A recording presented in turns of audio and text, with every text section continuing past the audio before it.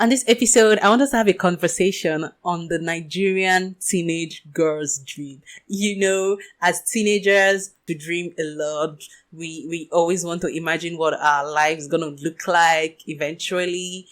But there is this dream that is peculiar to the Nigerian teenage girl. So I want to have a conversation around that. Join me.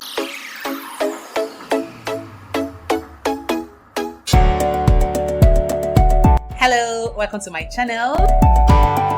My name is Emanuela AK and I am opinionating. And then I'm like, ooh, so it's about the money.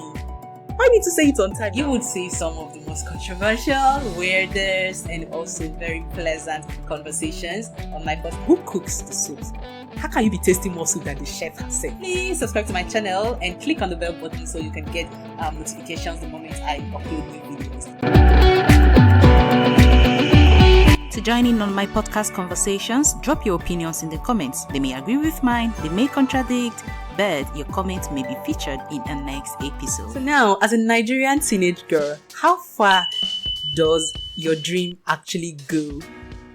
Does it really go further than get married to, of course, to a rich, handsome, must he really even be handsome? Okay, we always dream that he's handsome, right? But we always, of course, dream that he's rich and have a lot of kids. A bunch of kids for him. I remember growing up and thinking marriage was an easy peasy. I mean, it had to be easy for everybody to be talking about it. You know, it's hard not to think like that when you grow up in Nigeria. This is Nigeria, babes. Like, everybody's literally talking about marriage. The first compliment you get, let's say, remember when those aunties and uncles or dad's friends, mom friends, the moment to see you and they're like, oh my god, is this your child, your daughter, that little Chioma of yesterday? Oh my god, she's big. It's almost time. They will soon come and start knocking and bring wine. Like, that is always the compliment. It doesn't go past that. And then your aunties will start telling you, you're too beautiful. Your husband will pay plenty money. If he doesn't bring plenty money, we will not agree. So these things, they mean, I believe they mean well, right? At least in the society, that's the society they know, right? But these things keep going into these girls' ears. You know, if you grew up in Nigeria, you will totally relate to what I'm saying. So the Nigerian teenage girl's dream, how far does it really go? So tell me how a young girl grows up amidst all of this and not just want to get married as soon as possible. Of course, she would want to impress everybody around her because that's what they're expecting from her. That's what they're expecting from you. That's what they're expecting from us. And because we're largely a product of the environment we grew up in, look around and you see human beings of your gender. They are super proud of being married and having a bunch of kids. Like anytime there's a family event or a church event or is it a village event, right? And they gather. It's like it's a show off. Your mother is dragging your sisters, tying her wrapper very beautifully. You think it's a show off. She wants to show off. Like, I have kids. I'm still in my husband's house. I didn't get kicked away or I didn't leave no matter what I saw. You know, that's the message, right? And then they amidst themselves, their fellow married women, and everybody is showing off what they've got from the marriage. That's Nigerian style. You see at these family gatherings, the men are out there, they are bonding over palm wine or hot drink, gin, liquor, and cola nuts and all those stuff. And they're just talking things. They're discussing probably lands, their latest acquisitions, all what's not. And the women, they are bonding too in the kitchen amidst heat and running errands. Like, I hate being home in those kind of gatherings. Like, go and get this thing, go and get that thing. You're just running helter-skelter. You know, they're sending you here and there. And because you're the young daughter, the elderly ones are already telling you, when are we going to gather for your own now? Hurry up, let's gather for your own, you know. That's left that for your own wedding. That's what they're saying. So if you're lucky, they can ask you about school, high school. Hope you're reading well. I hope you're passing your exams. So when are you graduating? Wait for it. Graduate fast and bring us husband. It must come in, like it must come. Nobody's asking you after graduating what next. Do you want us to help you get a job? Do you like so company? I know the person that works with the person that works there. I can package your CV for you. Maybe will you need any help? Nobody's asking you all that. Like, just graduate and bring home husband. And after your NYSC, right, they ask you not see husband in your camp, or you not see husband where they posted you. It's funny, but it's not funny. So the mothers amongst themselves, they're really discussing the kind of things the men are discussing. They're really discussing how good business is going, or the new business they want to start, or how they want to expand, or maybe how they want to get loan. Maybe asking each other, can you help? Do you know someone that works at the microfinance bank? These kind of discussions really don't come in. Maybe the new challenge they want to conquer, or the new levels they want to get to. What they are talking of is where's the next Ashebi? Adia Soebi. Where's the next Ashebi? Whose daughter gave birth recently? Whose son is doing well? Whose daughter is the next to marry? But this is a typical average Nigerian family. So now, are these things important? Yeah, I think they are important. The presentation is the bad part of it. They are important, but are these really all the stuffs you need to be stuffing this young girl with? This is her growing stage. This is your formative years. Those teenagers are your formative years. Once you're getting to 9, 10 and start asking a lot of questions, 11, 12, those are very, very fundamental years, and they're filling your head with everything about marriage and having children and staying in your father's house or moving to your husband's house, and all the talks is about how soon you're bringing a man home. How soon you're bringing a man home. Bringing a man home is a good thing. It's supposed to be a thing of joy, but not like that. Not in that way. Not making it a center of this girl's existence, especially when the men are not thinking the same. So it's just like they groom you to go out there and drag a man who's supposed to be facing business, right, trying to make money, and then you're now dragging him, trying to convince him to come marry you.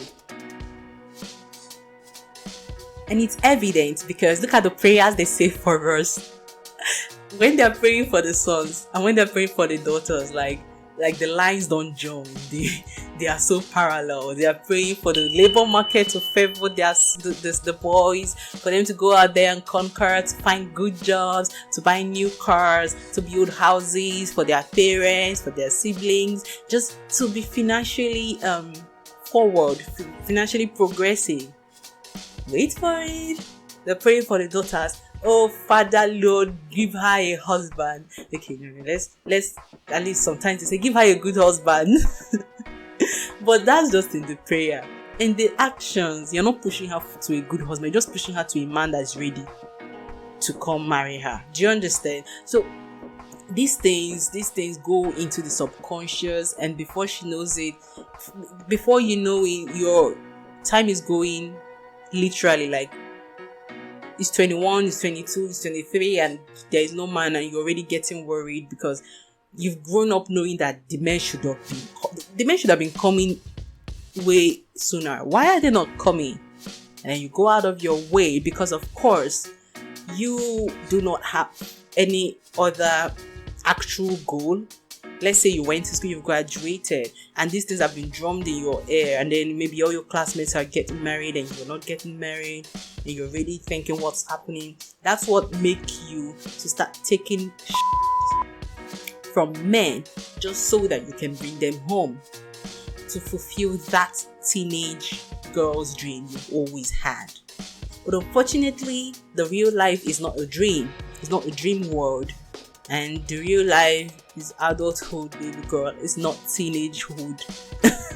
So tell me, what was your teenage girl's dream? Finish school at 21, get married at 22, have all your 4 kids before 30, or maybe have 6 kids, just have a bunch of kids and make sure there's a son in that in your dozen of kids, and then keep mothering them for the rest of your life. Oh, and of course, keep tending to your husband, being the loyal, perfect wife, and then he's 40 and he's 50, and what's happening? Unless the Holy Spirit touches your life and helps you to borrow sense and discover your life's purpose and start living for something tangible for yourself. So for me, my teenage girl dream was so Western because I read a lot of novels. I read a lot of Harley Quinn, cowboy romance, and all that stuff. My teenage girl dream was pretty fantastic, if you ask me, because I was expecting, I always dreamed of getting this really cute, rich, brash guy, wearing cowboy shorts with those cowboy boots, with that cowboy hat, and just showing up and taking me with him and being the perfect gentleman, taking me on the perfect dates, the kind where you actually dress up, not our Nigerian type of date, lying in the grass, watching the sunset, dancing under the stars, all that kind of thing, and of course, living happily ever after. I'll be his princess and my king, right? Thankfully, it didn't take me hard to get back into the real life because my parents were really sensible and they were both in the academics. So that kind of pressure we had was school kind of pressure, not marriage kind of pressure. My dad does not even care about all of that. So it was easy, get back to the real world, make your degrees, get your certificates, and trying to get a job and all of that. So my dad, none of that. My mom, none of that, but not my grandma anyway. My grandma, I still avoid her calls. So if you grew up in Nigeria as a Nigerian girl and you had sensible parents, you don't know what God has done for you. I'm telling you. And you should better not allow peer pressure or social media pressure to take away all of that good work they've done for you. Because trust me, if you see it where it's not good, you would not believe it's the same Nigeria you grew up in. But then, of course, no matter how good our parents or how enlightened our parents can be, you will still feel that pressure from the society, from the extended family. Like I already mentioned my grandma, some other aunties and uncles, you still feel that subtle pressure, So, man, it's not easy, trust. So what I'm going to say is, please let our generation do better by our daughters. We can do better.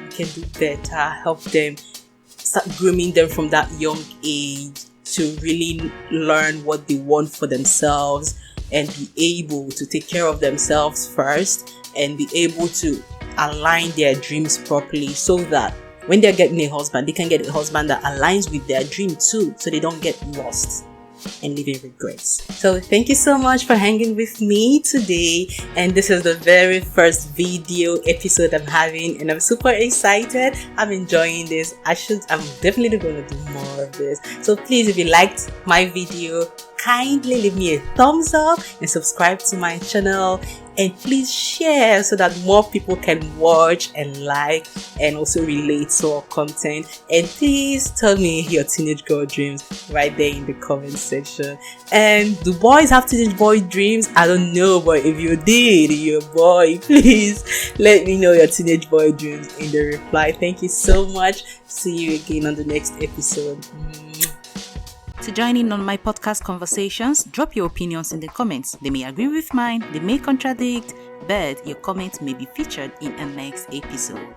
Catch my podcast on the go by listening in on iTunes, Google Podcasts, Spotify, or your favorite podcast platform. Simply search for Sister Say What on your favorite podcast platform. And don't forget to subscribe and leave me a great review on iTunes. Talk to you again. Bye.